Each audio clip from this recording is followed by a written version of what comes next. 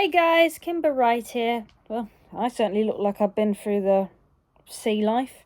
It's been so busy. I do run a brush through my hair, it just never stays like that because I keep wearing a hat at work. But I'm now off work now, so I can relax a little bit. I have been working on some of my projects.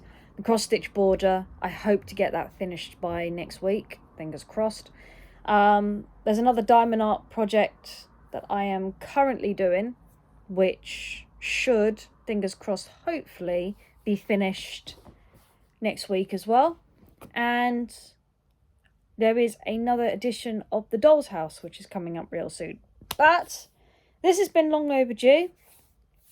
I've been working on it really hard, but I think I'm going to deliberately make the next chapter, not this one, the next one, a lot more longer because my imagination is running wild and I think I know where this is going. So, last time we saw the pirates, they had taken shelter on an island on their way to the harbour. And we had learnt that the harbour had been attacked and everything was gone. But what about the other two main characters? What has happened to them? Let's see if we can't answer that question. So, hats on. That's better. Let's read chapter 11 of The Pirates of Peace. Heavy metal boots banged down the stairs to the holding cells. The air was tense with sea salt. Prisoners' waste and stale betrayal. The boot's owners paused at the bottom of the steps.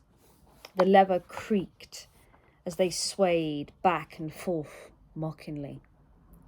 Sitting in his cell, shielding his trembling daughter, Matthew looked up to the bar doors.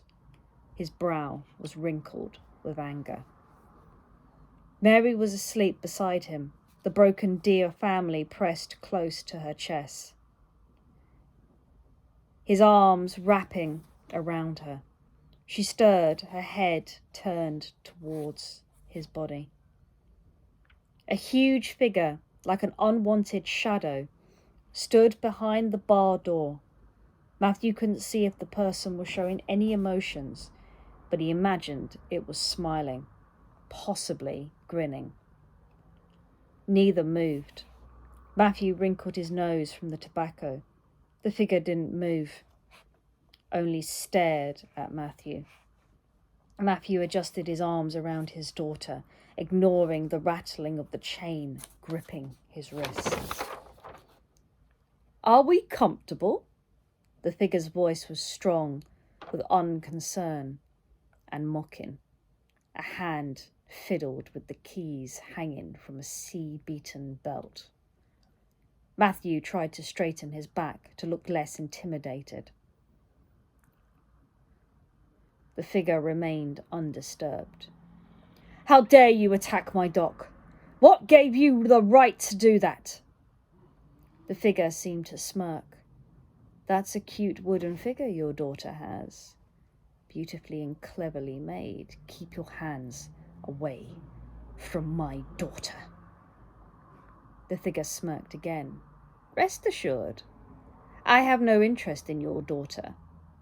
You, your daughter, and your harbour was just in my way." "Then what do you want?" The figure ignored his question.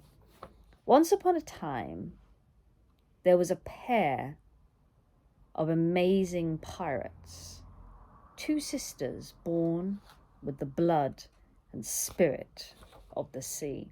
"Enough!" Matthew could feel his fists clenching. "I'm too old for stories."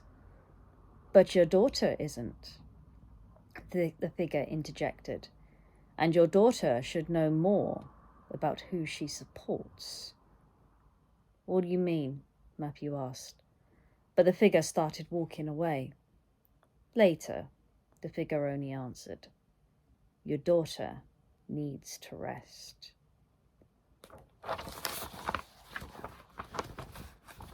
The plot thickens. The plot thickens. I think chapter 12 is going to look very interesting, considering what we already know. So where do you think I should go with this story?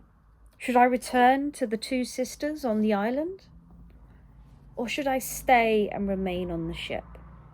Either way, I think our journey is going to take a very unhappy turn next month. Or next 2 months. I've got to go because it's my bedtime and I've got an early start tomorrow. But we'll see where the wind brings us in the next chapter. Until then, stay safe, stay well, keep the magic in your fingertips, and I'll see you again soon. Bye for now.